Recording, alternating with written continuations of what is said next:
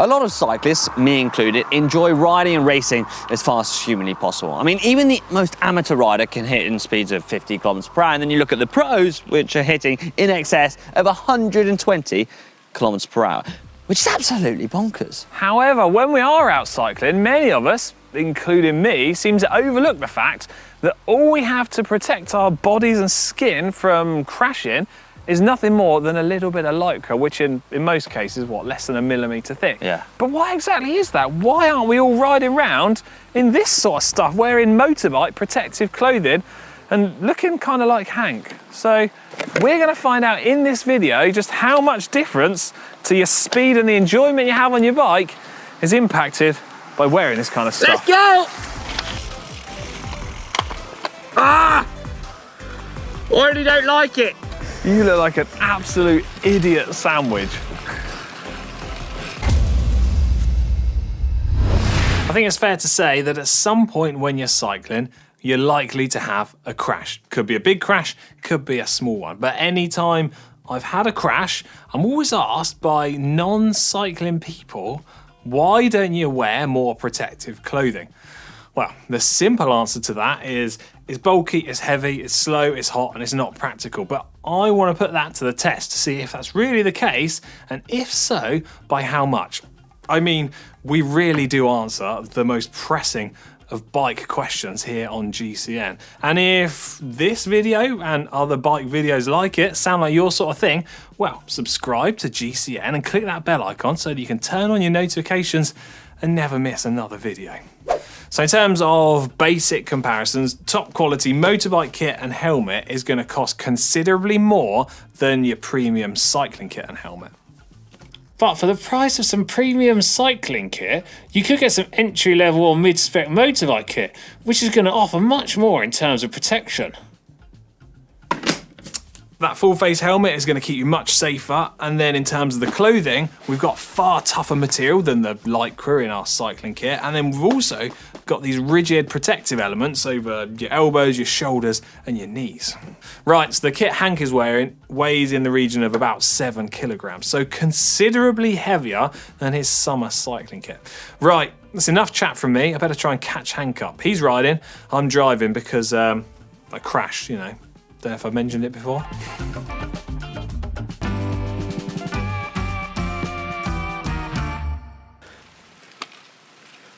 Here he comes.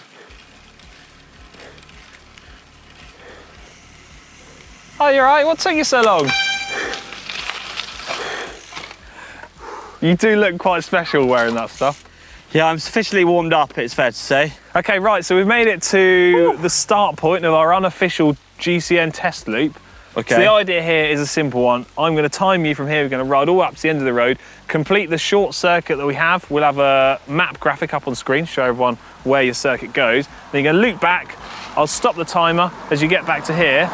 And then we're simply going to recreate exactly the same loop, but you're going to do it in your normal cycling kit. We're going to look at the difference in speed and just sort of how the experience is for you, really. Are you going to ride as fast as you can both times? Yeah, I think my strategy is just to go, you know, a good solid effort, an effort that I can, you know, maintain and recreate through the whole, and then I can recreate that same effort and see which one's faster.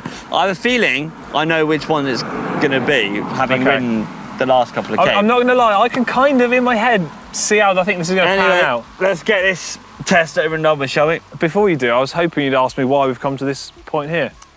Well, I already knew. This is exactly the point where I had my crash. Yeah. It seemed like a relevant place to come to discuss protective clothing. Why aren't you wearing the protective clothing? Anyway, okay, here we go. Right, let me get my timer out. You get over onto the roadside, on the correct roadside this time. Right, are you ready? I'll count you in with the beeps. Boop, boop, boop. Okay, he's off. Good luck. Stay safe. I just don't know why I find it so funny. Also, I'm glad that it's Hank riding in the rain, because now it's raining, I can just sit in the car and stay dry.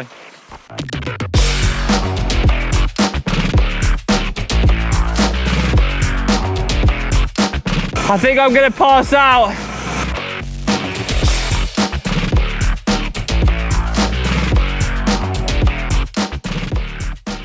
So Hank's out riding, doing all the hard work to find out what actually happens when you wear motorbike kit when you're cycling, which I kind of feel like I know the answer to already.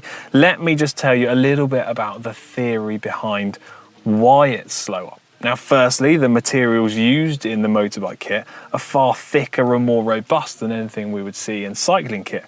That means not only is it heavier, as I've already mentioned, it's far more restrictive around your knees, your hips, your arms and your elbows, and all of that is going to really limit the position that you can ride in on the bike, especially if you're trying to be aerodynamic. It's going to restrict the natural movement that you have on the bike, so it's going to reduce and take away a little bit of that body efficiency that you've got.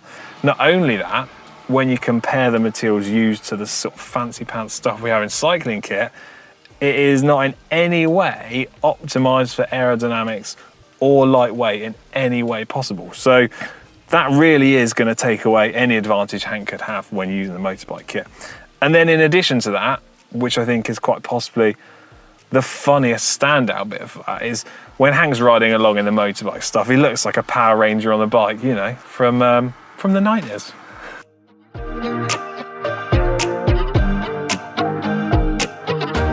Oh, that oxygen has never tasted so good. Right, it's fair to say, it's pretty difficult to ride in. I'm overheating, super restrictive, and that's not only physically, it's also respiratory. Anyway, let's see how I really got on.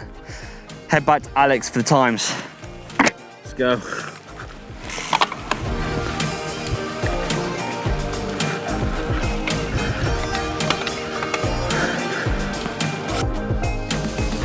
Alex, I'm done. How'd I get on? I won't reveal your times yet. We'll save that until you've done your second go in your normal kit. A bit of bad news. I think you've parked a little way away, haven't you? You're going to have to ride back and get your cycling kit on. Yeah. Okay, off you go. Now? Yeah. Right. See ya. Right. Just wait a couple of hours. Stay safe, buddy. A couple of hours. I'll tell you what they need, chamois. Let me just tell you about the cycling kit we're going to be using. So, in addition to our usual GCN sort of jersey and long sleeve jerseys and stuff, Hank's also going to be riding in these. Now, these are the Castelli Aero RC Protect bib shorts. Now, I might have not quite got the name right there, but the big advantage that these have is you see on the side panel, on the hips here, we've got this anti-rip Dyneema material. Now, there are lots of different brands incorporating these panels into, say, the hips of the shorts, maybe even the shoulders or the elbows of jackets.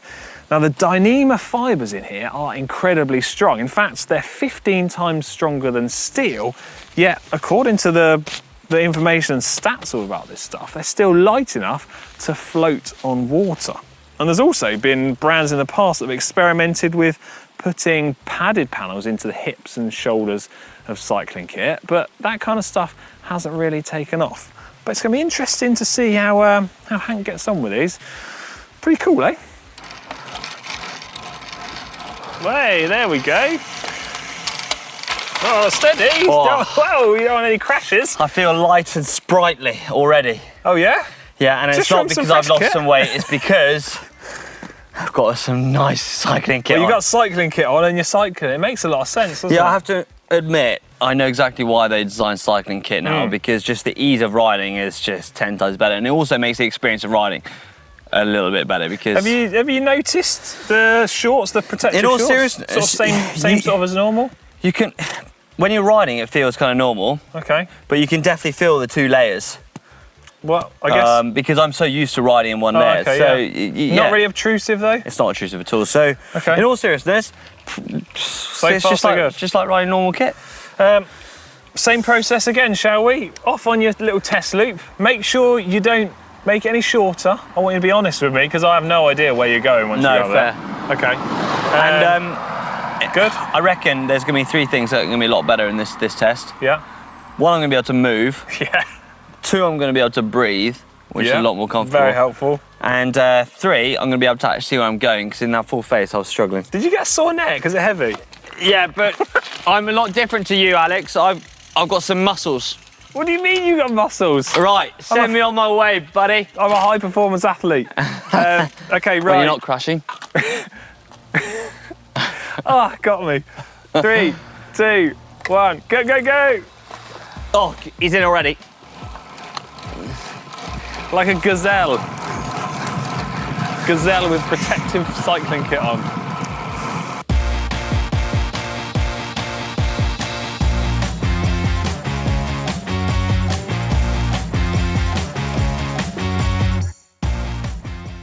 So Alex has given me these special shorts found at GCN Megabase. Now there are jerseys available, but unfortunately we didn't have them, or my biceps couldn't fit in them, one or the other. But straight away I'm just sitting way higher speed, but much less energy. My head's lighter, I'm more agile and nimble, and I'm cooler, which all added up makes a big difference.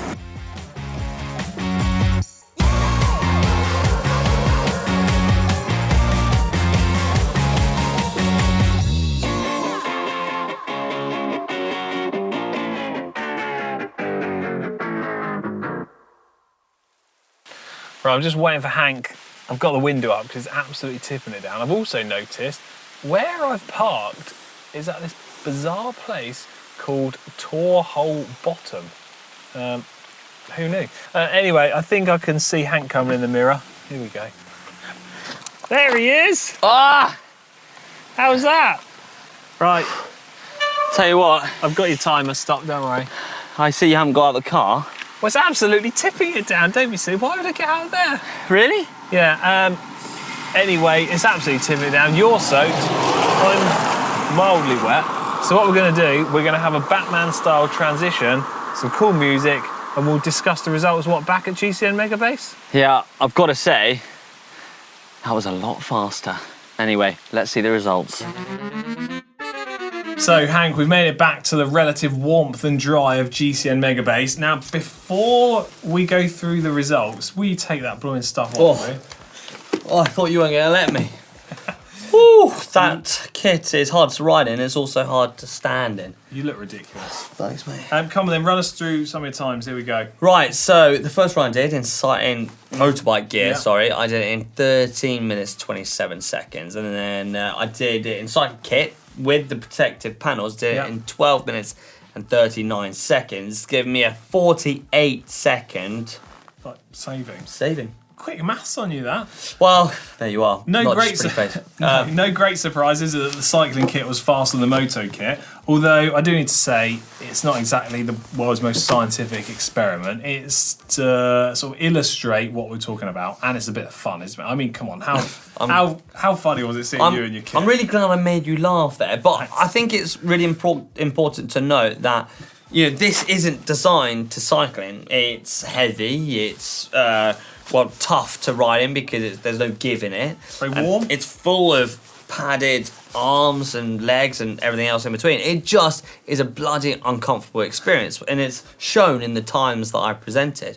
But then, really importantly, when I rode in the cycling kit with that protective panel, it just felt like I was riding a cycling kit, like it was designed for it. I was able to move, I was able to be agile, I was able to get out the saddle nice and easy, and I wasn't, my neck wasn't feeling like it's going to break under so much stress and strain with that on. I think that, for me, is the most important takeaway from this. It's a bit of fun, but if you do want to go about sort of protecting your body and your skin a little bit more, you can get the clothing and the garments that are out there with this sort of protective element added into it, and it isn't going to take away sort of any noticeable margin from the amount of fun you have on the bike, your sort of performance that you have, and really, it's just a simple way of helping reduce the amount of skin left on the road should you be unfortunate enough to crash.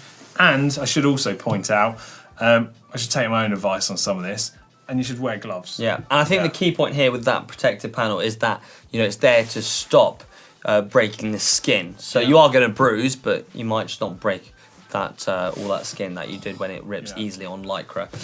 Well, there you have it. Our science experiment is now finished. If you enjoyed this video, then make sure you give it a big thumbs up. And if you want to see us do more stuff in protective gear and give us a thumbs up. It sounds a bit odd, but okay, anyway, right, see you later.